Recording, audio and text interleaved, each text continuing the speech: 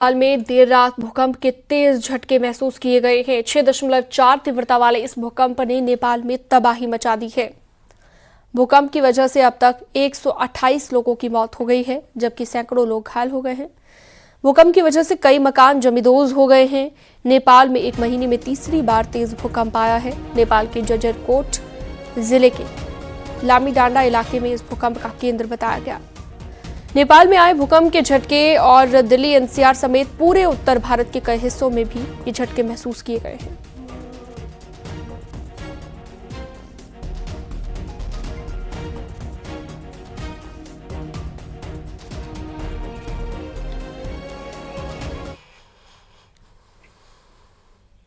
और इस पर पीएम मोदी ने भी ट्वीट कर दुख व्यक्त किया है और कहा है, भारत नेपाल के साथ खड़ा है। हर संभव मदद के लिए भारत तैयार है। नेपाल में भूकंप के कारण हुई जनहानि और क्षति से अत्यंत दुखी हूं। भारत नेपाल के लोगों के साथ एकजुटता से खड़ा है और हर संभव सहायता देने के लिए तैयार है। हमारी संवेदनाएं शोक संतप्त परिवारों के साथ है और हम घायलों के शीघ्र स्वस्थ होने की कामना करते हैं।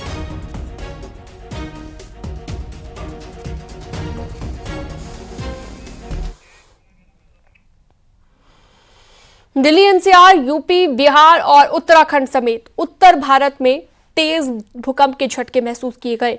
देर रात ये भूकंप आया और रिक्टर पैमाने पर भूकंप की तीव्रता 6.4 मापी गई। रात को करीब 11:32 पर भूकंप के झटके महसूस हुए। करीब 30 सेकंड तक धरती कांपती रही। भूकंप का केंद्र नेपाल पाया गया और भूकंप के तेज झटकों के कारण लोगों में हड़कंप मच गया। लोग घरों से बाहर निकल आए। भूकंप दोबारा ना आ जाए, इसके लिए लोग काफी देर तक अपने घरों से, अपने अपार्टमेंट से बाहर रहे। इससे पहले 3 अक्टूबर और 15 अक्टूबर को भी भूकंप के झटके महसूस किए गए थे। ये 4 तस्वीरें देखिए, दिल्ली, नोएडा, गाजियाबाद और लखनऊ की। इन चारों जगहों पर भूकंप के झटके आने के बाद किस तरह से लोग अपने घरों से बाहर निकल गए, वो आप देखिए। इन 2 तस्वीरों में नोएडा और गाजियाबाद में भी कुछ इसी तरह का माहौल रात के 11:30 बजे के बाद देखा गया।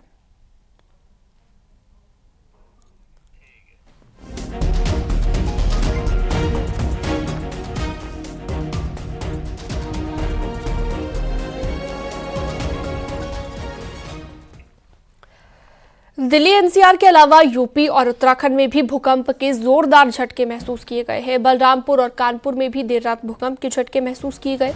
लोग बदहवासी में घरों से बाहर निकल आए।